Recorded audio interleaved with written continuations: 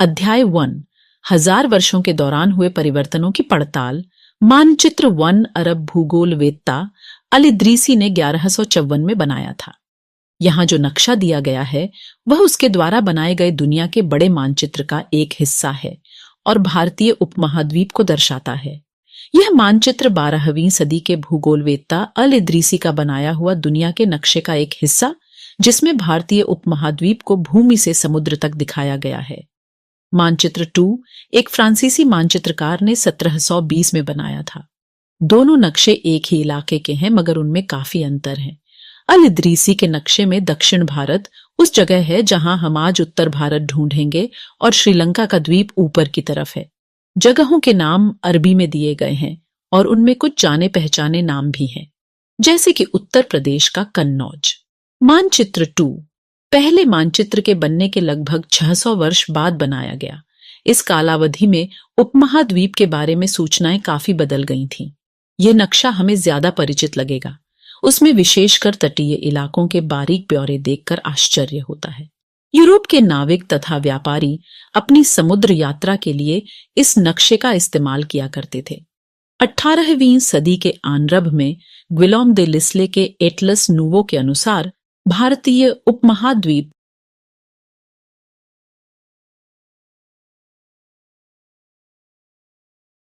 लेकिन अब भीतरी इलाकों पर नजर डालें। क्या इनमें भी उतने ही ब्यौरे हैं जितने समुद्र तट वाले हिस्से में? गंगा के मार्ग को देखें, इसे किस तरह से दर्शाया गया है। इस मानचित्र में तटीय और भीतरी इलाकों के बीच ब्यौरों और बारीकी का जो अंतर है, आपके ख्याल में उसका कारण क्या है? इतनी ही महत्वपूर्ण एक और बात यह है कि दूसरे युग तक मानचित्र अंकन का विज्ञान भी बहुत बदल गया था। इतिहासकार जब बीते युगों के दस्तावेजों, नक्शों और लेखों का अध्ययन करते हैं तो उनके लिए उन सूचनाओं के संदर्भों का, उनकी भिन्न भिन्न ऐतिहासिक पृष्ठभूमियों का ध्यान रखना जरूरी होता है। नई और पुरानी शब्दावली। अगर समय के साथ साथ सूचनाओं के संदर्भ बदलते हैं तो भाषा और अर्थों के साथ क्या होता है? ऐतिहासिक अभिलेख कई तरह की भाषाओं में मिलते हैं और ये भाषाएं भी समय के साथ साथ बहुत बदली हैं। उदाहरण के लिए मध्य युग की फारसी आधुनिक फारसी भाषा से भिन्न है। ये भिन्नता सिर्फ व्याकरण और शब्द भंडार में ही नहीं आई है, समय के साथ शब्दों के अर्थ भी बदल जाते हैं। उदाहरण के लिए हिंदुस्तान शब्द ही लीजिए। आज हम इसे आधुनिक राष्ट्र राज्य भारत के अर्थ में लेते हैं। 13वीं सदी में जब फारसी के इतिहासकार मिन्हाज-ए-सिराज ने हिंदुस्तान शब्द का प्रयोग किया था तो उसका आशय पंजाब, हरियाणा और गंगा यमुना के बीच में स्थित इलाकों से था। उसने इस शब्द का राजनीतिक अर्थ में उन इलाकों के लिए इस्तेमाल किया जो दिल्ली के सुल्तान के अधिकार क्षेत्र में आते थे। सल्तनत के प्रसार के साथ साथ इस शब्द के अंतर्गत आने वाले क्षेत्र भी बढ़ते गए, लेकिन हिंदुस्तान शब्द में दक्षिण भारत का समावेश कभी नहीं हुआ। इसके विपरीत 16वीं सदी के आरंभ में बाबर ने हिंदुस्तान शब्द का प्रयोग इस उपमहाद्वीप के भूगोल, पशु पक्षियों और यहाँ के निवासियों की संस्कृति का वर्णन करने के लिए किया। यह प्रयोग 14वीं सदी के कवि अमीर खुसरो द्वारा प्रयुक्त शब्द हिंद के ही कुछ कुछ समान था, मगर जहां भारत को एक भौगोलिक और सांस्कृतिक सत्व के रूप में पहचाना जा रहा था, वहां हिंदुस्तान शब्द से वे राजनीतिक और राष्ट्रीय अर्थ नहीं जुड़े थे जो हम आज जोड़ते हैं।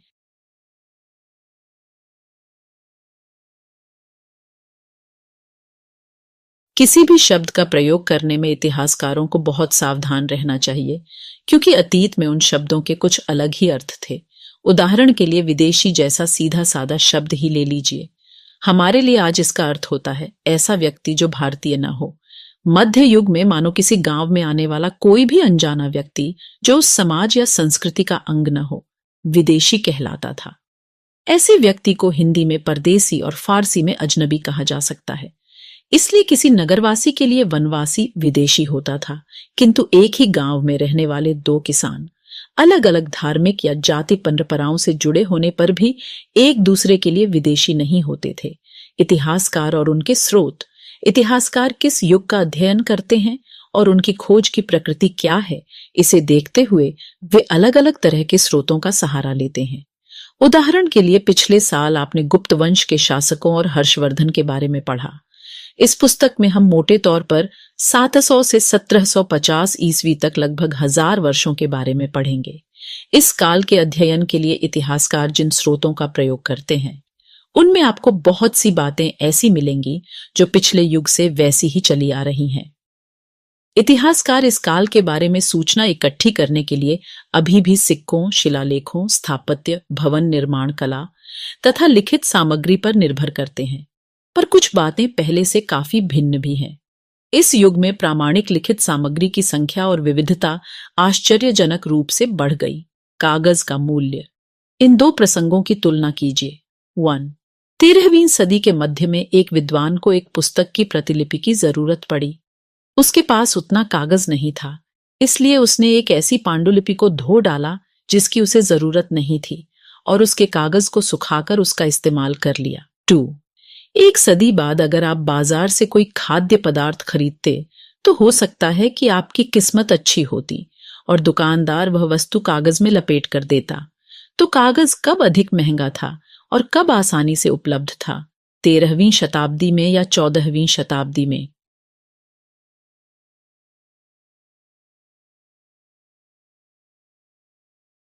इसके आगे इतिहासकार सूचनाओं के दूसरे प्रकार के स्रोतों का इस्तेमाल धीरे धीरे कम करने लगे। इस समय के दौरान कागज क्रमशः सस्ता होता गया और बड़े पैमाने पर उपलब्ध भी होने लगा।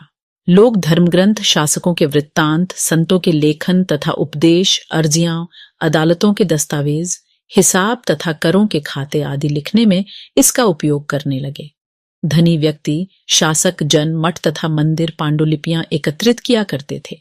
इन पांडुलिपियों को पुस्तकालयों तथा अभिलेखागारों में रखा जाता है। इन पांडुलिपियों तथा दस्तावेजों से इतिहासकारों को बहुत सारी विस्तृत जानकारी मिलती है, मगर साथ ही इनका उपयोग कठिन है। अभिलेखागार ऐसा स्थान जहां दस्तावेजों और पांडुलिपियों को संग्रहित किया जाता है।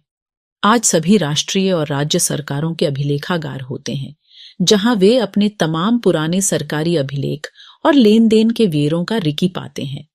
उन दिनों छापे खाने तो थे नहीं, इसलिए लिपिक या नकलनवीस हाथ से ही पांडुलिपियों की प्रतिकृति बनाते थे। अगर आपने कभी किसी मित्र के गृह कार्य की नकल उतारी है तो आप जानते होंगे कि यह काम आसान नहीं है। कभी कभी आपको अपने मित्र की लिखावट समझ में नहीं आती होगी और आपको मजबूर होकर अंदाज ही लगाना पड़ता होगा कि क्या लिखा गया है। फलस्वरूप आपके लिखे में मित्र के लिखे हुए से कुछ छोटे मोटे लेकिन महत्वपूर्ण अंतर आ जाते होंगे। पांडुलिपि की प्रतिलिपि बनाने में भी कुछ कुछ यही होता है। प्रतिलिपियां बनाते हुए लिपिक छोटे मोटे फेर बदल करते चलते थे, कहीं कोई शब्द, कहीं कोई वाक्य। सदी दर सदी प्रतिलिपियों की भी प्रतिलिपियां बनती रहीं और अंततः एक ही मूल ग्रंथ की भिन्न भिन्न प्रतिलिपियां एक दूसरे से बहुत ही अलग हो गईं। इससे बड़ी गंभीर समस्या उत्पन्न हो गई, क्योंकि आज हमें लेखक की मूल पांडुलिपि शायद ही कहीं मिलती है। हमें बाद के लिपिकों द्वारा बनाई गई प्रतिलिपियों पर ही पूरी तरह निर्भर रहना पड़ता है। इसलिए इस बात का अंदाज लगाने के लिए कि मूलतः लेखक ने क्या लिखा था, इतिहासकारों को एक ही ग्रंथ की विभिन्न प्रतिलिपियों का अध्ययन करना पड़ता है।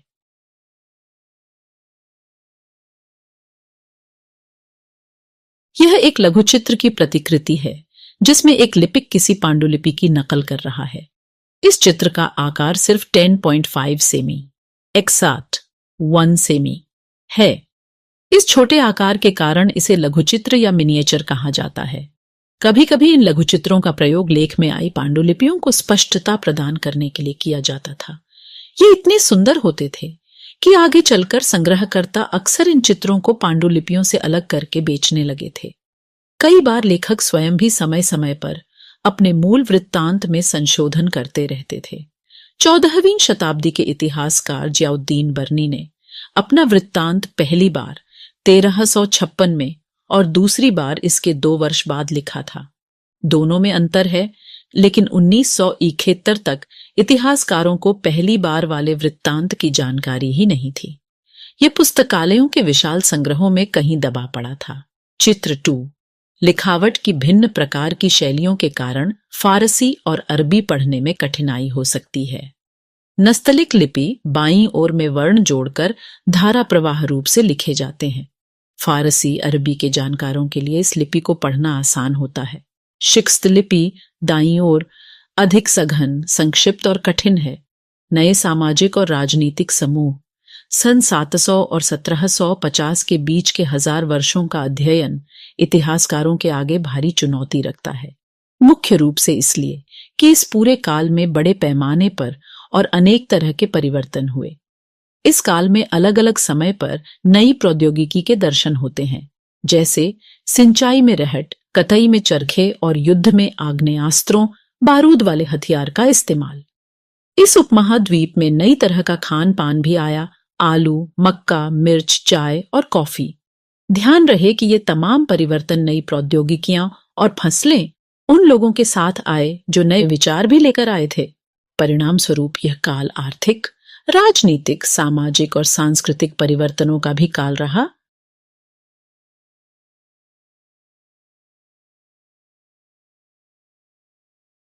इस युग में लोगों की गतिशीलता एक स्थान से दूसरे स्थान पर आना जाना भी बहुत बढ़ गया था।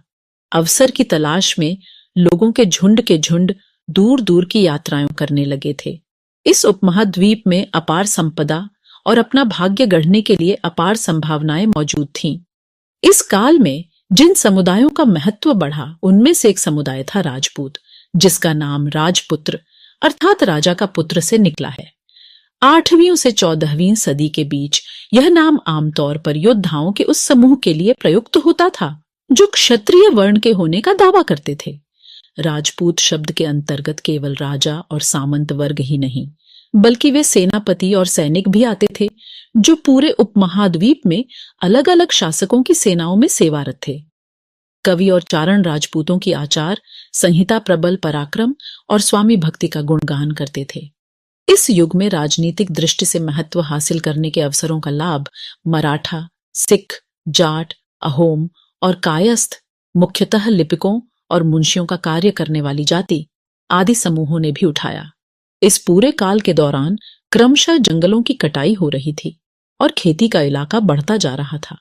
कुछ क्षेत्रों में यह परिवर्तन अन्य क्षेत्रों की अपेक्षा अधिक तेजी से और पूरे तौर पर हुआ। पर्यावास में परिवर्तन के कारण कई वनवासियों को मजबूर होकर अपना स्थान छोड़ना पड़ा। कुछ और वनवासी जमीन की जुताई करने लगे और कृषक बन गए। कृषकों के ये नए समूह क्षेत्रीय बाजार, मुखियाओं, पुजारियों, मठों और मंदिरों से प्रभावित होने लगे। वे बड़े और जटिल समाजों के अंग बन गए। उन्हें कर चुकाने पड़ते थे और स्थानीय मालिक वर्ग की बेगार करनी पड़ती थी। परिणाम स्वरूप किसानों के बीच आर्थिक और सामाजिक अंतर उभरने लगे। कुछ के पास ज्यादा उपजाऊ जमीन होती थी, कुछ लोग मवेशी भी पालते थे और कुछ लोग खेती से खाली समय में दस्तकारी आदि का कुछ काम कर लेते थे। जैसे जैसे समाज में अंतर बढ़ने लगे, लोग जातियों और उपजातियों में बांटे जाने लगे और उनकी पृष्ठभूमि और व्यवसाय के आधार पर उन्हें समाज में ऊंचा या नीचा दर्जा दिया जाने लगा। ये दर्जे स्थायी नहीं थे। किसी जाति विशेष के सदस्यों के हाथों में कितनी सत्ता, प्रभाव और संसाधनों का नियंत्रण है, इसके आधार पर उसके दर्जे बदलते रहते थे।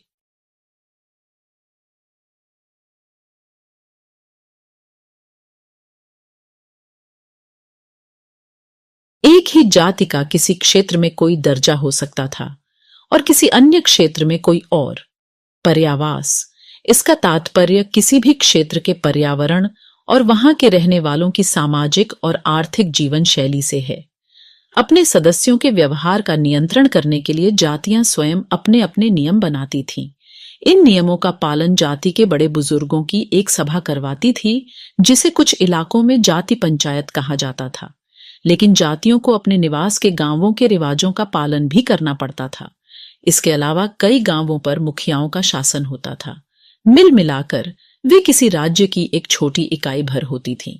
इस अनुभाग में जो प्रौद्योगिकीय, आर्थिक, सामाजिक और सांस्कृतिक परिवर्तन वर्णित हैं, उनमें से कौन कौन से परिवर्तन आपकी समझ में आपके शहर या गांव में सबसे महत्वपूर्ण रहे? क्षेत्र और साम्राज्य। चोल अध्याय 2, तुगलक अध्याय 3 या मुगल अध्याय 4 जैसे बड़े बड़े राज्यों के अंतर्गत कई सारे क्षेत्र आ जाते थे।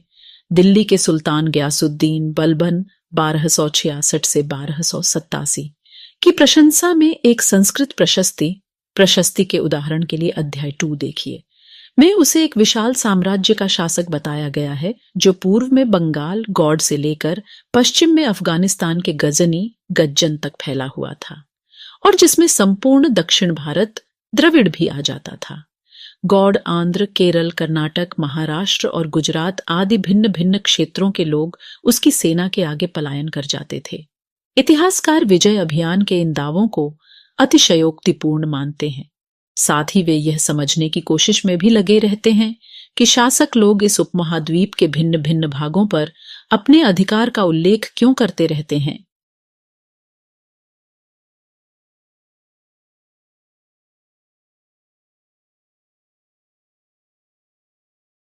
मानचित्र 3 मिस्र के शिहाबुद्दीन उमरी द्वारा रचित मसालिक अल अबसर फई ममालिक अल अमसर के अनुसार मोहम्मद तुगलक के राज्यकाल में दिल्ली सल्तनत के अंतर्गत आने वाले प्रांत, भाषा तथा क्षेत्र। सन 1318 में कवि अमीर खुसरो ने इस बात पर गौर किया था कि इस देश के हर क्षेत्र की एक अलग भाषा है। सिंधी, लाहौरी, काश्मीरी, द्वार समुद्री दक्षिण कर्नाटक में, तेलंगानी आंध्र प्रदेश में, गुजरी गुजरात में, माबारी तमिलनाडु में, गौड़ी बंगाल में, अवधी पूर्वी उत्तर प्रदेश में और हिंदवी दिल्ली के आसपास के क्षेत्र में। अमीर खुसरो ने आगे बतलाया है कि इन भाषाओं के विपरीत एक भाषा संस्कृत भी है जो किसी विशेष क्षेत्र की भाषा नहीं है। यह एक प्राचीन भाषा है जिसे केवल ब्राह्मण जानते हैं, आम जनता नहीं। अमीर खुसरो द्वारा उल्लिखित भाषाओं की एक सूची बनाइए और एक सूची उन भाषाओं के नामों की बनाइए जो उनके द्वारा उल्लिखित क्षेत्रों में आज बोली जाती हैं। जो नाम एक से हैं उन्हें रेखांकित कीजिए और जो नाम भिन्न हैं उनके चारों ओर घेरा खींच दीजिए। क्या आपने ध्यान दिया है कि समय के साथ भाषाओं के नाम बदल गए हैं? सन 700 तक कई क्षेत्रों के अपने अपने भौगोलिक आयाम तय हो चुके थे और उनकी अपनी भाषा तथा सांस्कृतिक विशेषताएं स्पष्ट हो गई थीं। अध्याय 7 में आपको इनके बारे में और अधिक जानकारी मिलेगी।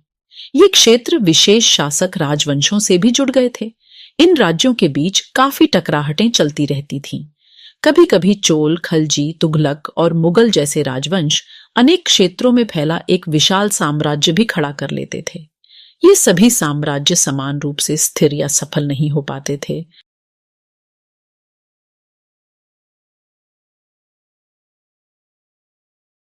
अठारहवीं सदी में मुगल वंश पतन के ढलान पर था। फलस्वरूप क्षेत्रीय राज्य फिर से उभरने लगे।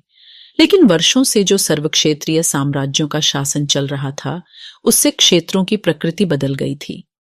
उन पर कई छोटे बड़े राज्यों का शासन चलता रहा था और उन राज्यों की बहुत सी बातें इस उपमहाद्वीप के अधिकतर भाग पर फैले इन क्षेत्रों को विरासत में मिली थीं।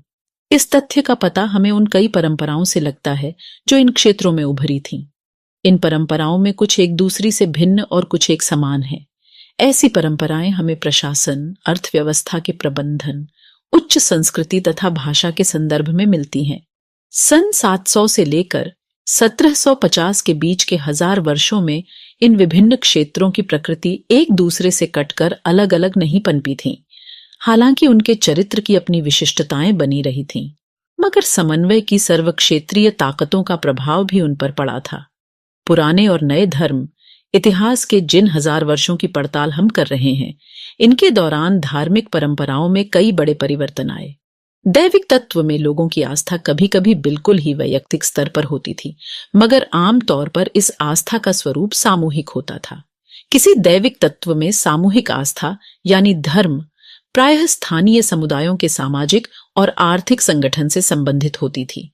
जैसे जैसे इन समुदायों का सामाजिक संसार बदलता गया, वैसे ही इनकी आस्थाओं में भी परिवर्तन आता गया। आज हम जिसे हिंदू धर्म कहते हैं, उसमें भी इसी युग में महत्वपूर्ण बदलाव आए। इन परिवर्तनों में से कुछ थे नए देवी देवताओं की पूजा, राजाओं द्वारा मंदिरों का निर्माण और समाज में पुरोहितों के रूप में ब्राह्मणों का बढ़ता महत्व तथा बढ़ती सत्ता आदि। संरक्षक, कोई प्रभावशाली धनी व्यक्ति जो किसी कलाकार, शिल्पकार, विद्वान या अभिजात जैसे किसी अन्य व्यक्ति को मदद या सहारा दे।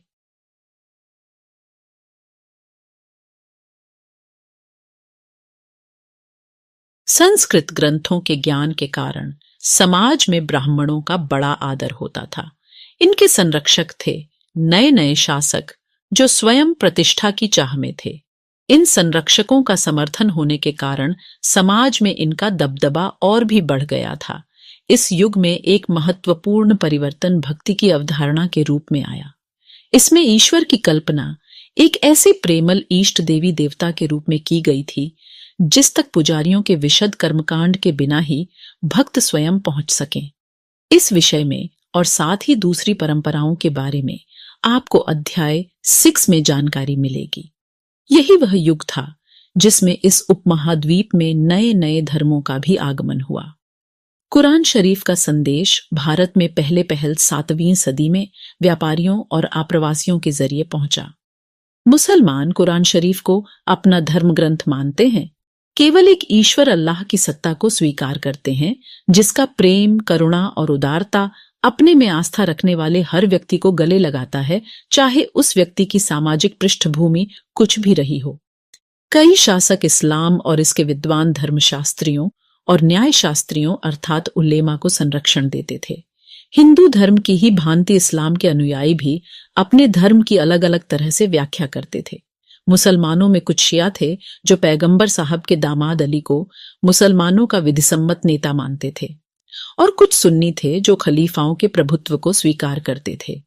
इस्लाम के आरंभिक दौर में इस धर्म का नेतृत्व करने वाले खलीफा कहलाते थे और आगे भी इनकी परंपरा चलती रही। इस्लामी न्याय सिद्धांत, विशेषकर भारत में हनफी और शफी ऐसे सिद्धांत हैं कि विभिन्न परंपराओं में भी कई महत्वपूर्ण अंतर रहे हैं। ऐसे ही धर्म सिद्धांतों तथा रहस्यवादी विचारों को लेकर विभिन्नताएं देखने को मिलती हैं।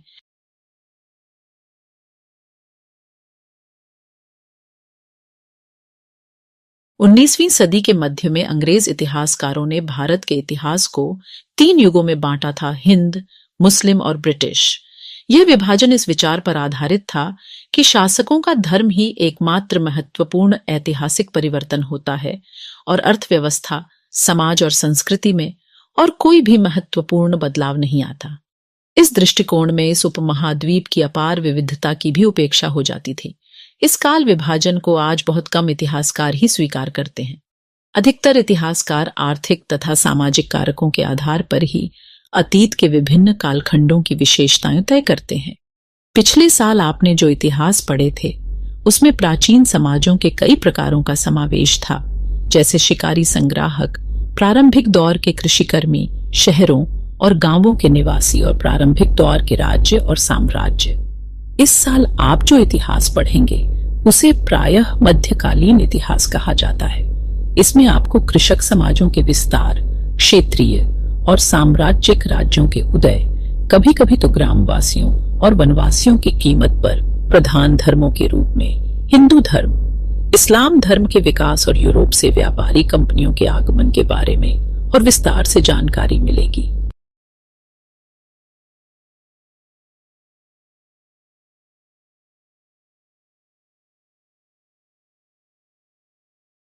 भारत के इतिहास के ये 1000 साल अनेक बदलावों के साक्षी रहे हैं।